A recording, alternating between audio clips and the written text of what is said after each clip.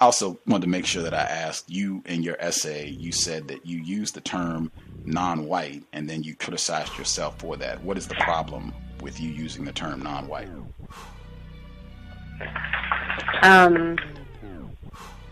Because it makes white, it comes back to making white the default again.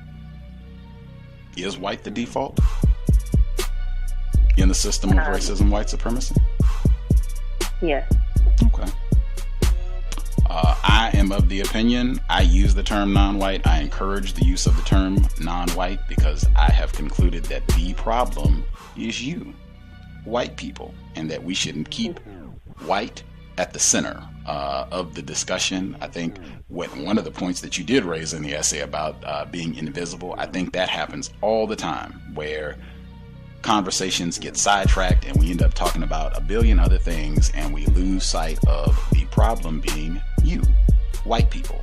I encourage the use of the term non-white, and in fact, a suspected racist, Dr. Robert Jensen, he has a great piece. It's in his book, The Heart of Whiteness. He's been a guest on the program repeatedly, and he's still a racist suspect. But it's at the beginning of his book where he says he rejects the term people of color, and he says specifically because this group, people of color, people talk as though this is some great coalition of individuals, almost as though people of color represents a race. And he says these people would have nothing in common except for the fact that they are victims of racism. That's it. If the system of racism didn't exist, this group would not exist. It would just be whatever. People are doing whatever, and it wouldn't be any sort of people of color bond. The only reason that term is even in use is because of the system of racism, white supremacy, which is white people. If that's the case, then he's saying that we should use, and I agree, we should be using terms that draw all attention and focus back to the perpetrators, the people that are causing the problem, white people. White people are the default. We should keep that in mind. It makes sense to me. I have heard other people who don't agree, but I am of the opinion non-white, it should be used. It does keep the focus squarely where it needs to be, which is on white people. Okay. Well, that's good information to have. Also wanted to go back to catch this really quick. You said two categories of people, white people, non-white people. This has been another key issue that victims of white supremacy, I think, have struggled with in trying to pick out categories of people. I have concluded that there are only two categories of people: white people, who I would label as either suspected racist or admitted racist, and the people who are not white. And really, I don't even feel like that's a category. Those are just people who are not in the white group. I don't necessarily think that makes you a category. I feel like that would be the equivalent of saying, okay, there are monkeys in the forest, and then there are non-monkeys. The non-monkey, that's not necessarily a category to say that you are non-monkey. Just means these are the people that are not in the category of monkey. And that's the only thing that makes that a group, if you will, at all, that they are not in the category of monkey. Are we saying, or are you saying, that there are two categories of people: white people, non-white people, under the system of white supremacy?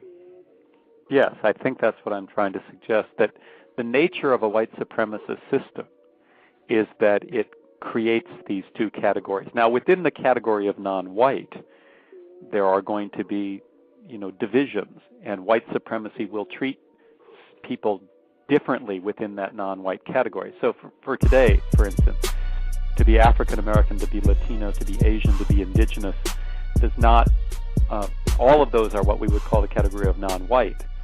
But people from those different categories will not all be treated the same, especially if you take into account differences of region and such things. So to say that there's this white and non-white division is not to imply that somehow it's a simplistic world in which you can know without question how a white person will be treated or how a non-white person will be treated. After all, we're talking about a nation of 300 million people, and there's a lot of complexity in the system. What we're trying to do is understand patterns. How does the pattern play out? And that's what I think our focus should be on. And then once we understand that pattern, the question is, what is my individual responsibility to try and affect that pattern, to try and change it to create a more just society? I'll ask, do you think you said that the thing that so-called people of color, the thing that they have in common is that they have been classified and mistreated on the basis of being classified as not white in a system of white supremacy. Do you think the term victim of white supremacy is accurate, and do you think that does an even better job of illuminating exactly what we're talking about in terms of individuals who are not white in a system of white supremacy? Yes, I think it's a lovely phrase, and I think until you started using it over and over again, I had never thought about that. And here's just an indication of how we have to get real about this. As I listened to you use that phrase, victims of white supremacy, after about the second or third time, I found myself saying, and I wasn't thinking about it consciously, but now as I reflect back on it, I found myself saying, why doesn't he stop saying that? I'm tired of that phrase. But of course, the reason I was tired of that phrase is because it's an honest phrase, and it reminds me of the reality of the system. And so, as you brought it up, why you use that phrase, I was forced to not only recognize that you're, of course, right about it, but I also then had to reflect why earlier in the conversation was I feeling so uncomfortable. And that's what I mean about always trying to be critically self-reflective about our own, honestly self-reflective about our own reactions. As I said, I've spent about 20 years trying to think about this and change the way I behave. But it's an ongoing struggle. And so, I learned something just now about my own emotional state, my own training, and how that's still part of me. So let's chalk this up as a good learning experience for me today too, certainly. All right. Well, right on. I hope our audience members learned a lot. I know the reaction that you had to the term. Generally, non-white people have that same reaction, but they verbalize immediately that they do not like that term. Well, you didn't learn anything there. You already know. Non-white people hate that term. They have just a myriad of problems with it, where they feel that it takes away agency and puts you in a position of powerlessness and a whole lot of other things. And at the end of the day, I come back to the same thing I said to you. Is it true? Am I being mistreated because I'm not white? If that is true, it doesn't matter if it is a quote-unquote lovely phrase. Personally, I do not think it's lovely. I don't think anything is cool or... No, I don't. By lovely, I just meant it was very, very, very accurate and powerful phrase. I just chose wrong in my word.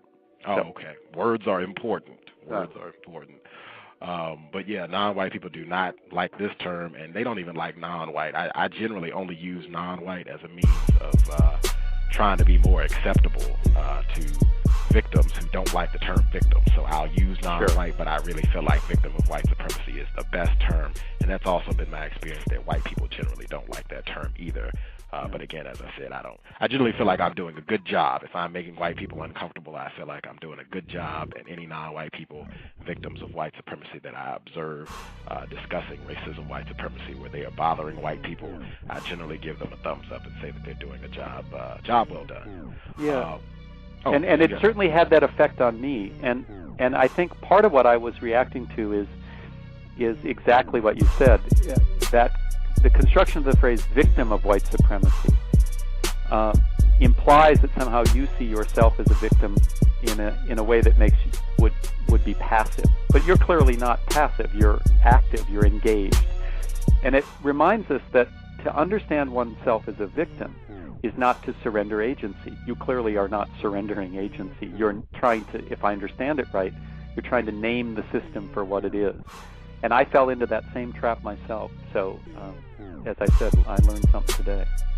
Thank you for sharing that with as much honesty as we can bear. I dig it.